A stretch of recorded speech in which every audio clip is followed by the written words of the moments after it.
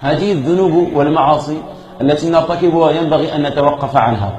مشاهدتنا للمسلسلات والأفلام المكسيكية والتركية، كذلك سماعنا للأغاني الهندية والأمازيغية إلى غير ذلك من اللهجات، كل هذه المنكرات لا تجوز في ديننا بدليل القرآن والحديث.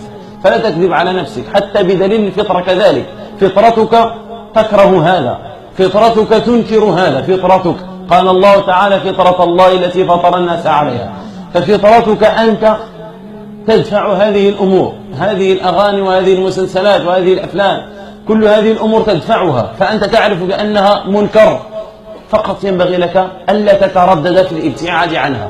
إنسان مستقيم، الإنسان المتقي، الإنسان الذي يحب الله سبحانه وتعالى، الذي يريد إرضاء الله جل في علاه، الذي يريد الوصول إلى الله جل وعلا، الذي يريد أن يتوفاه الله وهو عنه راض سبحانه وتعالى، هذا الإنسان ينبغي أن يكون نقيا في سريرته، نقيا في باطنه وفي ظاهره كذلك. هذا الإنسان الذي يريد أن يستقبل رمضان بقلب قوي، بقلب خاشع، يعني بنفس مطمئنة بحياة، يريد أن يعيش حياة طيبة في رمضان، يريد أن يجعله أفضل يعني الشهور على الإطلاق التي مرت في حياته، يريد أن يجعله رمضان أن يصومه الصيام مودع كأنه آخر رمضان في حياته.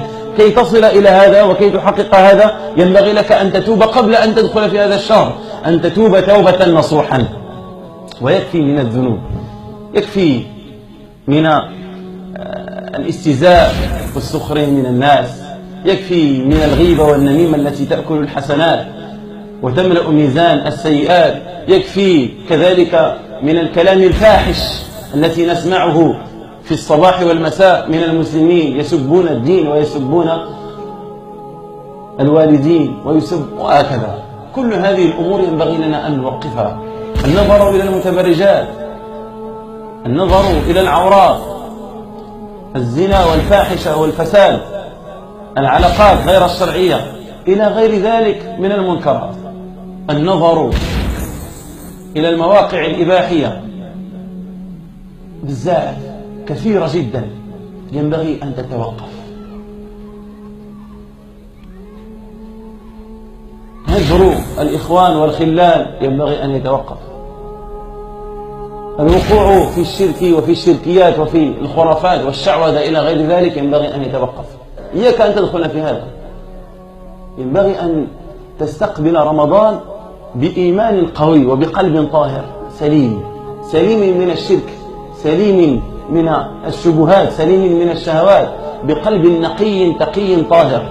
أن تدخل رمضان قوي النفس، لأن الذنوب تضعفك وتضعف قلبك وتؤثر في قلبك وتنكت فيه نكة سوداء تغيره، فإذا تغير الجسد، كما قال النبي صلى الله عليه وسلم: ألا في الجسد، ألا إن في الجسد مضغة إذا صلحت صلح الجسد كله وإذا فسدت فسد الجسد كله. فإذا فسدت هذه المضغة ألا وهي القلب فسد الجسد كله. فنحن لا نريد هذا، وإنما نريد جسدا نقيا طاهرا قويا. والذنوب تضعفنا وتقف في طريقنا للوصول إلى ربنا سبحانه وتعالى ليرضى عنا ويفرح بنا نبينا صلى الله عليه وسلم. قال عبد الله بن المبارك: رأيت الذنوب تميت القلوب وقد يورث الذل إدمانها، وترك الذنوب حياة القلوب وخير لنفسك عصيانها. ترك الذنوب حياة القلوب، فكي يحيا هذا القلب لابد أن تترك الذنوب والمعاصي، وأنت تعرفها، تعرف نفسك أكثر منا، وكل واحد منا يعرف نفسه.